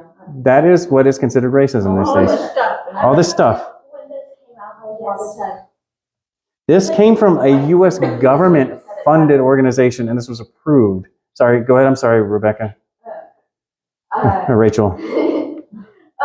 I'll forward this all to y'all. When this came out, my dad looked at it and he said, white supremacists would have said it better.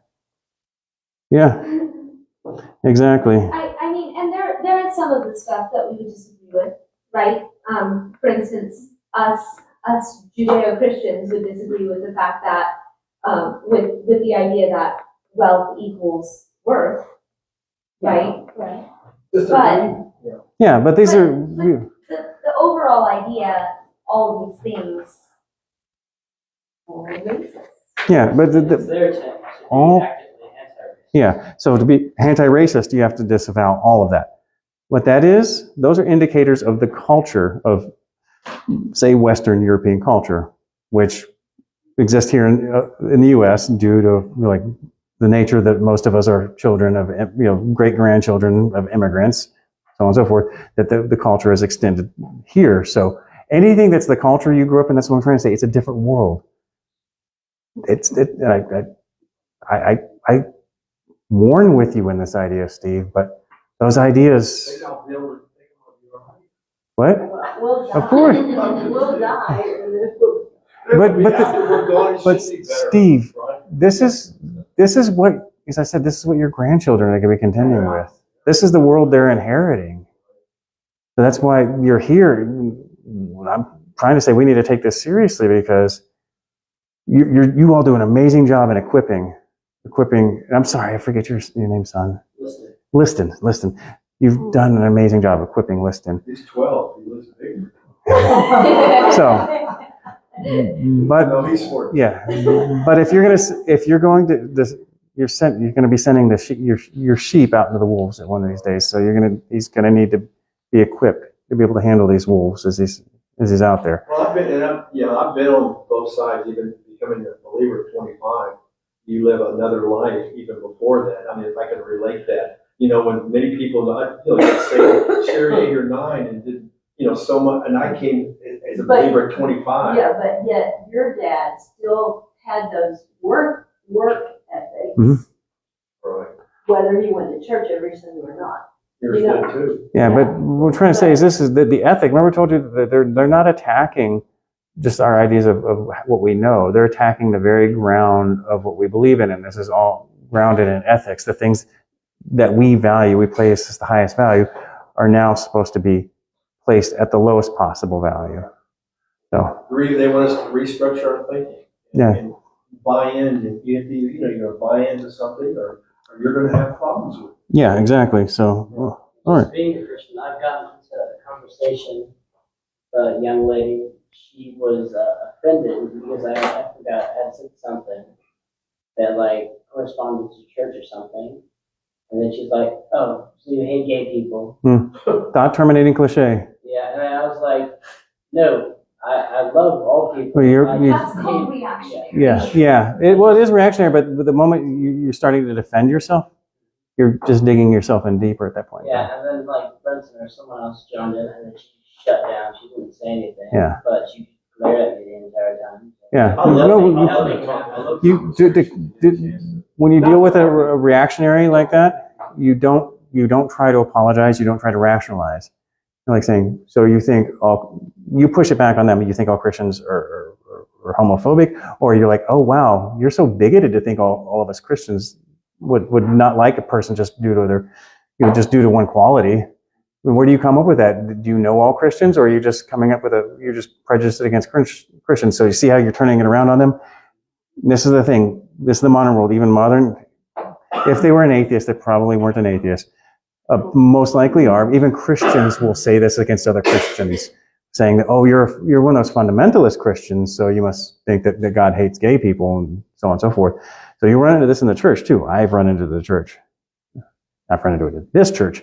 But you can't defend yourself with the reason and rationality you're used to. You constantly have to get yourself out of that Kafka trap. The defending yourself is proving your guilt. That, in this term in CRT, that is demonstrating your white fragility, meaning that you have a certain need to defend yourself, that you don't have the moral fortitude to be able to admit the fact in this regard that you'd be a homophobe because you're a Christian, but in this regard of CRT, that you're a racist.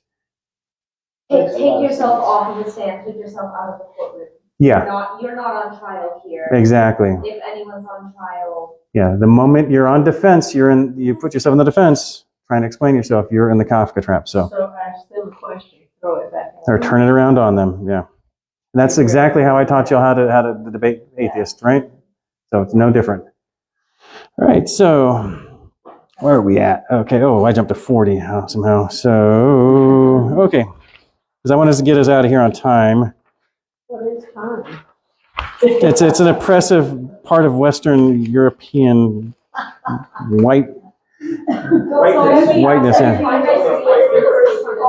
Yeah. Is that like before midnight or something? This is. Just don't forget the fact Sorry. that China created the first clock in history. All right. So They had the ones that went to Europe, but the Chinese had clocks. They actually had candles that were scented in different layers, that when you walked into the room, you didn't have to look at the candle. You could immediately tell what hour it was based on the way the room smelled. Well, we try to be sensitive and try to wrap up by 8, but we don't usually get. Yeah. Oh, Can and we continue this? well, I wouldn't want to do this week to another week. I'm going to probably. The other pages. Well, we do, but I want to get us into because I don't want this to be taking 3 weeks, because unless you all want this course to be 13 weeks, then, yeah, so, but I do want to, Other superstitions? but see, the thing is, I can nerd up on this stuff and stay here talking this until I keel over from like low blood sugar or something. But I'm trying to be respectful of y'all's time. But then I'm also going to let y'all who are new to the class, if y'all get off on a rabbit trails, meaning I love open discourse. I want it. I encourage it. But if y'all get off on tangents like that have nothing to do with the topic, what I end up doing is I assign you a 2-page paper. You have to write an essay on what you were talking about. So No, because Yeah. Steve would make me write it.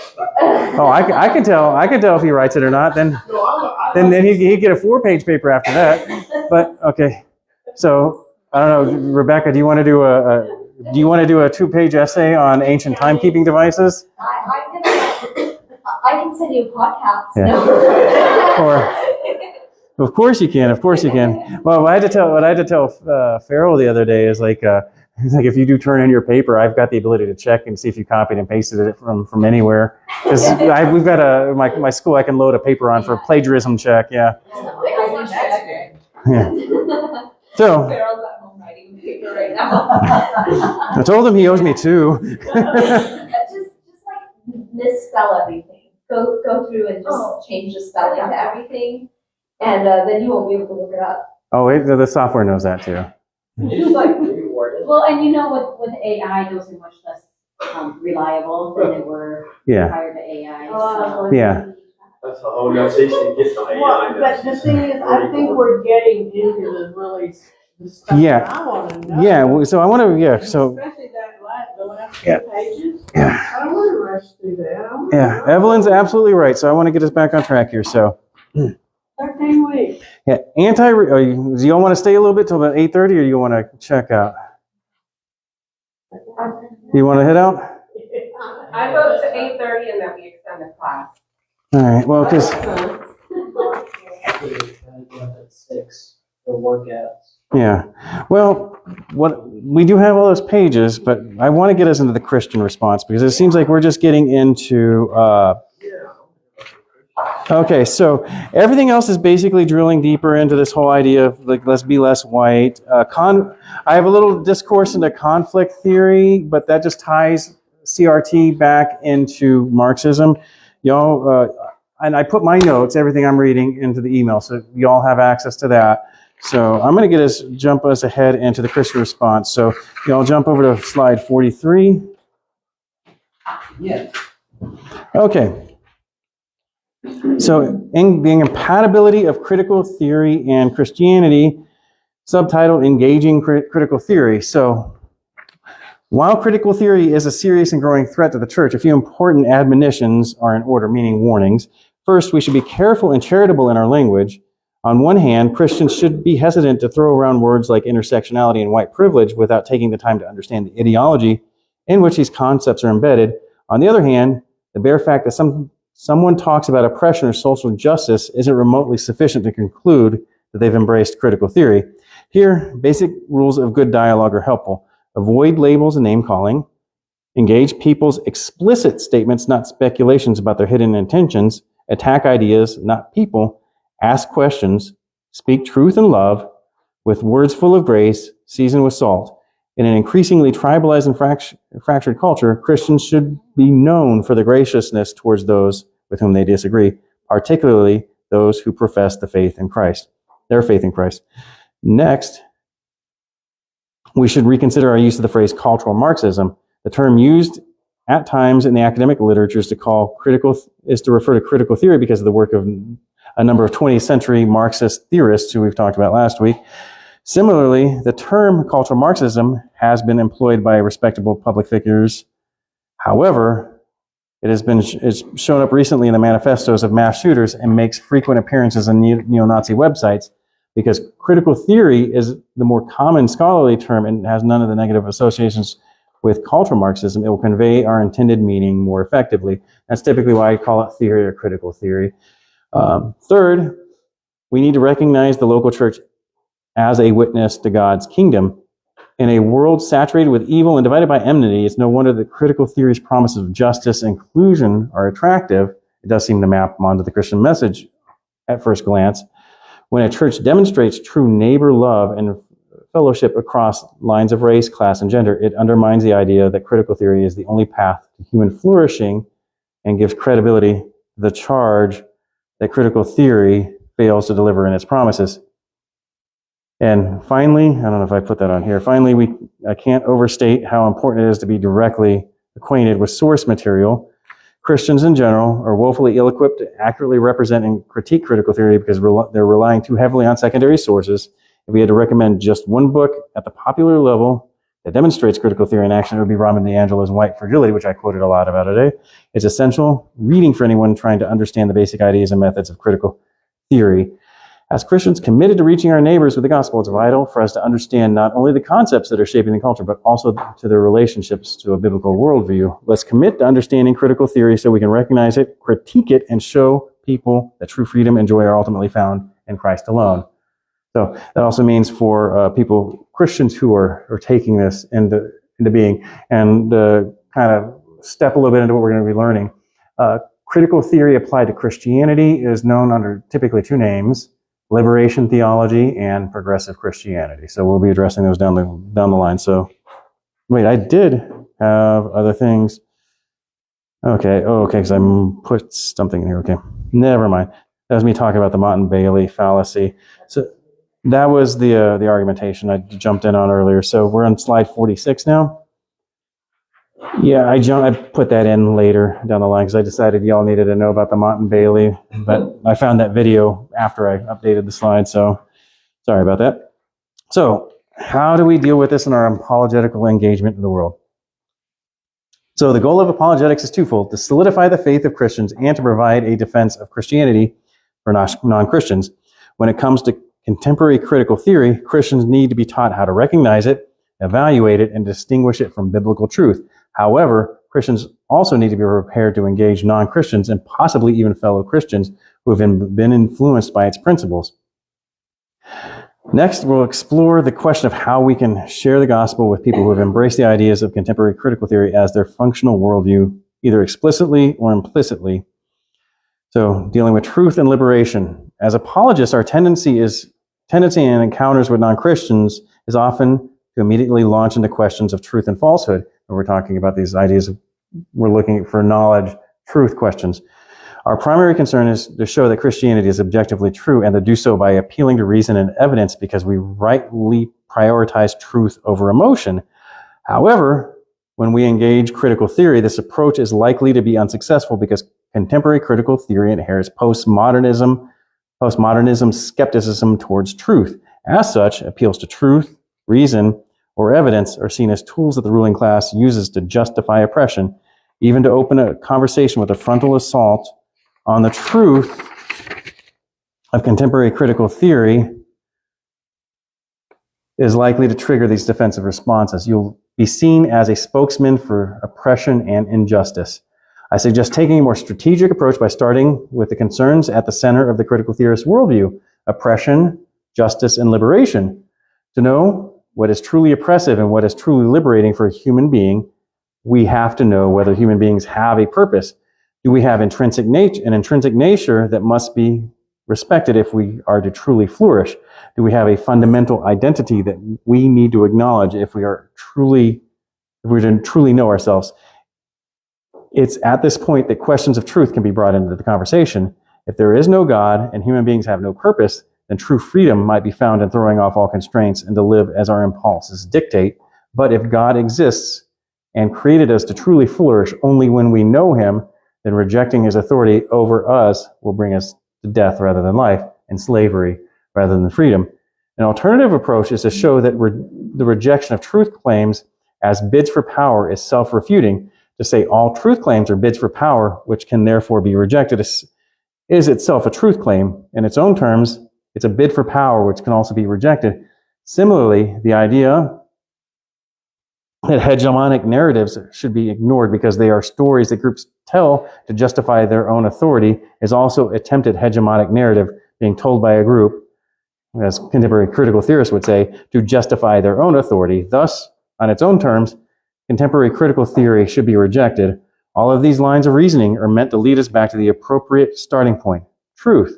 A person who wants to seek justice must be willing to seek the truth and must not dismiss claims about truth as irrelevant or as mere bids for power. So Liston talking about how to confront somebody who, as you said for your example, if you don't want to turn it around on them, like say, go on like an active offense, the simplest way, and this is the way Jesus employed, the best offense is to ask them to define what they mean. What do you mean by all Christians are homophobic? Or so on and so forth. What do you mean, or when you say that you're no longer answering their questions, you're no longer on the defense, you put them on the defensive, but you're actually dialoguing in order to get, but you say, I don't quite follow you. What do you mean? If you want to say, you want to be more charitable, I'm having trouble following. What do you mean when you say that? Because I want to understand you, and I want to know, Set boundaries when you do that. So then, like, some of your words may not be able to reach them. It's within their boundaries. Yeah, but if you're having them define their terms, you can either A, walk them into any kind of contradictions they may be holding. Sometimes they may or may not see it.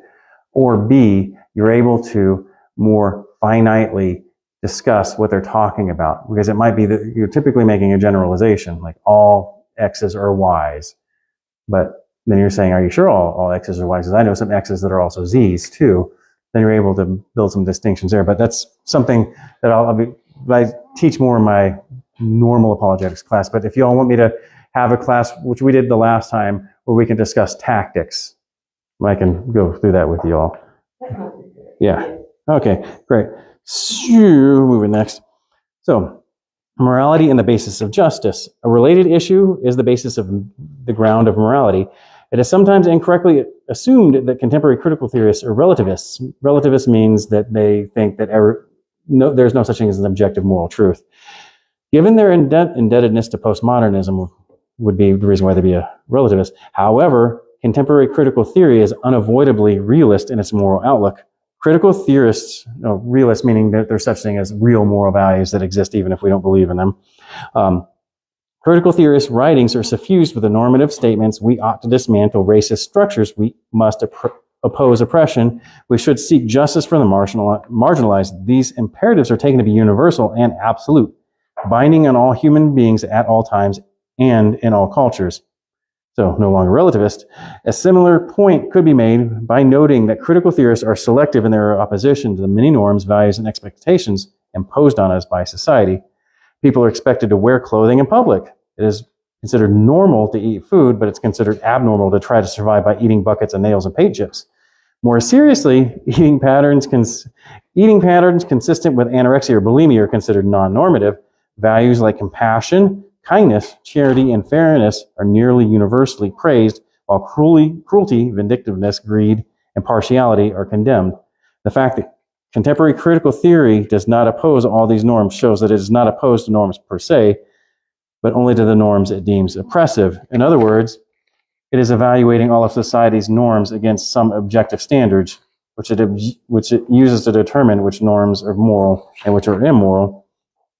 So the contemporary critical theorist's insistence that an objective moral standard exists then brings us face to face with the moral argument, and this is how we are able to apply our apologetics.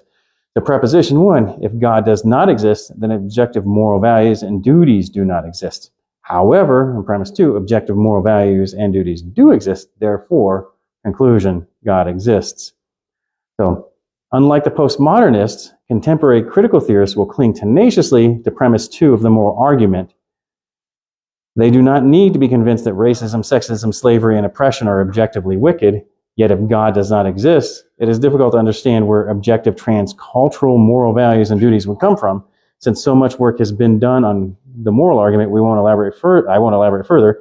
It's sufficient to point out that people influenced by the contemporary critical theory are unlikely to adopt a full-blown relativistic stance towards morality, providing a point of contact for apologists.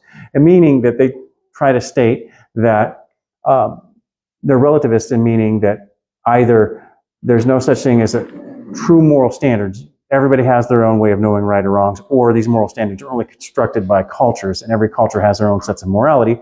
But if there's universal moral standards across all cultures, then that becomes objective. That means it's everywhere all the time, it's always true.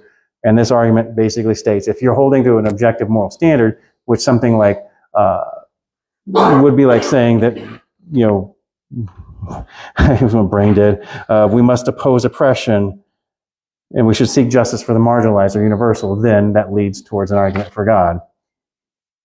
We're gonna leave because he's got to get up. Okay, I'm sorry, yeah. But, Go ahead. but yeah, We got and we'll to leave read. at 6. Yeah. Yeah, All right. Yeah, and this video will be up on YouTube, so, Okay. all right. Yeah, we've got about, Yeah.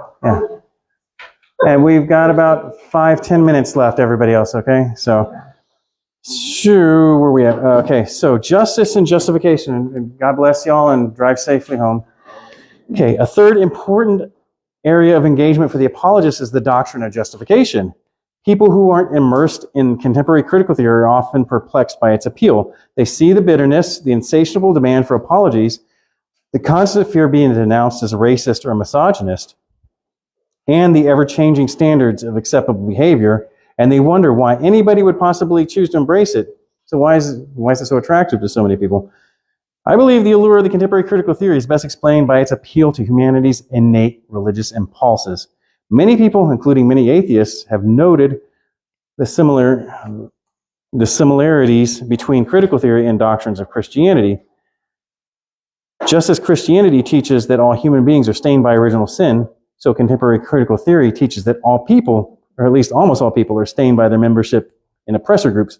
Just as Christianity teaches that we must confess and repent of our sin, so contemporary critical theory teaches that we must confess and repent of our participation in structures of power and privilege.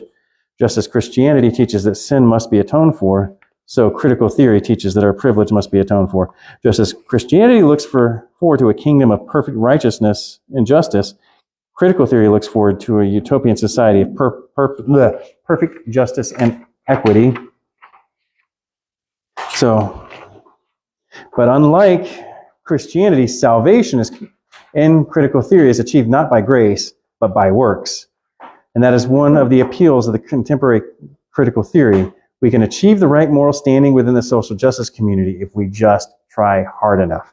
If we act as an ally to the marginalized groups, retweet the right tweets, vote for the right candidates, and attend the right rallies, we can know that we are one of the good people. In contrast, Christianity offers us a salvation that is entirely free, based not on what we do, but on what Jesus has done for us. And when God declares us righteous, forgiven, and adopted, we can attribute it to nothing but unmerited, undeserved grace. Christians should, the apologists can make 2 important points based on the distinction. First, Christians should recognize while oppression is a sin, it is not the only sin. God commands us not just to oppose oppression, but to live lives of holiness, sexual purity, compassion, hard work, honesty, and so on.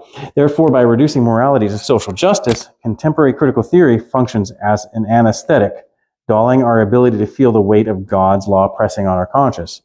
Jesus' Sermon on the Mount from Matthew 5:7, 5-7, or his words in Mark 7:20-23 are helpful in showing both non-Christians and Christians that our moral obligations extend beyond merely working for justice, touching every area of our lives, and to reject this view of sin is to reject the teachings of Jesus himself. Second, Christians can point out that contemporary critical theory places its adherents in precisely the position of the Pharisee in Luke 18:9-14, who is confident in his own righteousness and looked down at everyone else. Those who are allies to the marginalized and work for social justice have attained that status through their own effort. Alternatively, those who refuse to divest themselves of their power and privileges are often seen as bigots who deserve nothing but disdain. In the end, both of these sentiments exalt our own virtue at the expense of others. The gospel alone can free us from the soul-destroying burden of pride. Christians must draw out this contrast between Christianity and critical theory because it will be an insurmountable barrier to the gospel.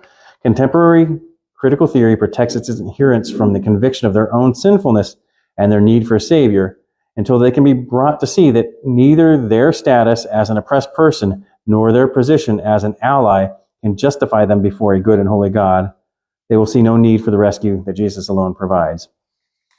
Are you reading from your notes? Because I didn't. Sorry, yeah, I didn't notice that I missed a slide cue, so forgive me.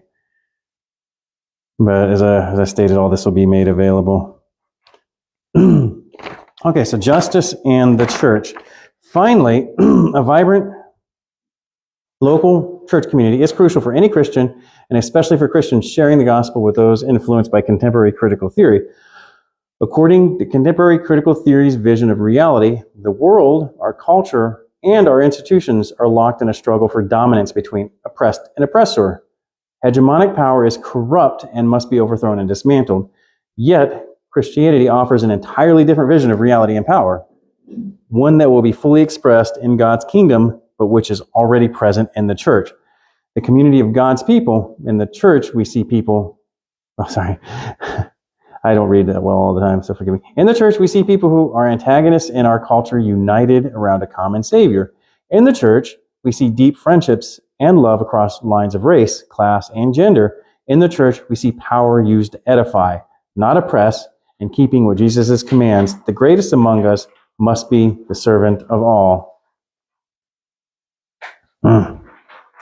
Okay, sorry, I already skipped over that. Where was I at? Okay. So of course, no church on this side of eternity is a perfect representation of God's kingdom. Our sinful nature will still fracture the church and divide it. Yet the existence of a loving community of believers is a real and powerful witness, not only to the truth of Christianity, but to the inadequacy of critical theory, which insists the true community can only be achieved by a focus on dismantling oppressive structures rather than through changing hearts. The local church also bears an important witness to God's love of the poor and vulnerable, although the church's primary mission will always be the ministry and the exposition of the Word of God. The message of the gospel has implications beyond the individual salvation of Christians. We are commanded as followers of Jesus to meet physical needs, to seek justice, and to love mercy. Again, as we point to the bodies of believers who are fulfilling Jesus' commands to love their neighbors as themselves, who are involved in adoption and foster care, who are advocating for the poor, who are repudiating racism and bigotry, and who are pouring out their resources for time for the vulnerable, then it will undermine the idea that true change can only come through political activism. So that's the end there. Sorry if I didn't have... Yeah, I decided...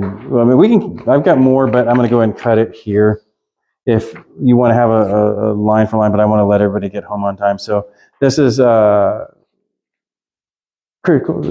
doing all the tenets of Christianity, putting critical theory and how it differs from Christianity. I'll let you all go and read this on your own. But also this becomes, in the fact that it's incompatibility, it also shows critical theory's own theology. So I do want to be respectful of y'all's time. This is... We'll read this on our own and discuss it. Or do you want to... Beginning of next. We could. Next class. So you want to go through it really quick? But I don't mind if you... I want to... I don't mind. Evelyn? Okay, let's go through it. All right, I'll just read from the same things you all read too. So the fall, all people are enslaved to sin, sit under the Creator's just judgment, and need to be reconciled to God and to one another. CRT advocates distort this and make Creation, oh yeah, sorry. Thank you. Okay, we are created in the image and likeness of God. Therefore, all humans created by God in His image have intrinsic and equal dignity and worth. This transcends race or national origin. Taking issue with critical theory and CRT, we deny that all human interaction can be reduced to and understood merely in terms of power, relations, class, warfare, or race. So this is more of a biblical anthropology in a way, but also this is more or less like a creation account of humanity, which would still be an anthropology. But so fall, all people are enslaved to sin, sit under the Creator's just judgment, and need to be reconciled to God and one another. CRT advocates distort this and make racism the first sin, the only sin, and the defining sin. However, in the Bible, racism is not the first sin nor the only sin. The first and defining sin is rebellion against God. From that, one sin flows over all sins. So to get the exact creation account, we'd have to go back into like Marxism, proto-Marxism within that Rousseauian noble savage concept, and that's typically Darwinian evolutionary theory. So, hey, we readily affirm that racial injustice is real and is sinful and repugnant to God. The desire to oppress is wrong. Racism is a global sin and not unique to America or the Western world. The world has a long history of tribalism, slavery, ethnic cleansing, and genocide. Members of any race can be racist, not just white people. Such racism can be individual or structural, i.e. embedded in systems. Its historical realities also leaves a legacy with lingering effects. With CRT, there's little hope of liberation for the oppressed, no hope for redemption of the racist, and scant hope of healing the racial divide. So, redemption. Once again, the Bible storyline differs from that of CRT. We are not left to hopelessness. Although human remedies will only take us so far, we need divine help.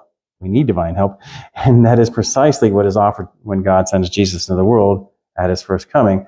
1 Peter 3:18 tells us Christ suffered once for sins, the righteous for the unrighteous, that he might bring us to God. It is through his atoning death on the cross for our sins that we can find forgiveness, redemption, and reconciliation. By faith in Christ, we can be reconciled vertically with God and horizontally with others. Through union with Christ by faith, we not only find a new standing with God, but in Christ we find a new standing with others. For there is neither Jew nor Greek, there is neither slave nor free, there is no male and female, for you are all one in Christ. It's interesting is we have an idea in Christianity of removing all distinctions, but the distinction is through the highest possible being, and that is Right. through Christ, God, in the flesh. In Christ, our primary identity is redeemed, as redeemed image bearers is restored. Thus, we find no grounds to stereotype all members of any race or ethnicity. Through the gospel and by the work of the Holy Spirit, God restores the beautiful global mosaic of humanity that he made to reflect his glory. Consequently, Christ's followers should build relationships across racial lines and to work together for what is just. And consummation, or let's say our eschatology, the final part of the biblical framework involves eschatological promise and hope. Christians proclaim and worship Christ has died, Christ has risen, Christ will come again. This is our blessed hope. We await the return of the King who will restore all things and bring the true liberation that our hearts and the hearts of our critical theorists long for. Final justice is coming. A new heaven and earth are coming. Gathered around his throne will be people from every tribe and language and people and nation, a ransomed people for God, made into a kingdom of priests who will reign on the earth and win him forever. Now it's interesting to see the implications of that you can actually, in apologetic, try to say, where does this yearning for justice come from? There's no justice if we are in a Darwinistic world. Yeah, exactly. So you see all the openings that we have. This is the constant thing is like thinking as an apologist. You're not thinking as a person necessarily as an enemy by any means. You are looking at their moral presuppositions. Just like they're looking at your world. Yes. So they're looking for an opening to turn you into an activist, and we're looking for an opening into sharing God's news. So, but that's not going to be done by mischaracterizing or mislabeling or trying to own our opponent by any means. That's one of the things I'm always... Soft answer. What's that? That soft answer turns away wrath. Exactly. So did we go through that too quick, Evelyn, or did y'all keep up for the ride, even though we're running late for work there? I've read it ahead of time, I'm glad I did that, but, I think what you should, and you should maybe if you can have a class to really go through ways to, how do you actually ask this? What questions do you ask them? Touched on it tonight. Yeah, basically, just look at the way Farrell's not here to defend himself, so I have to apologize to him if he's listening. Oh, we're going to go ahead and cut the live stream here, so thank you, love. Not that Farrell, I don't want you to hear, I'll tell you all about this. All right, so you see how when I get into a debate with Farrell, because he's an example of a debate, right? Typically, what do? Is I ask him to define his terms. What do you mean by? Or, yeah.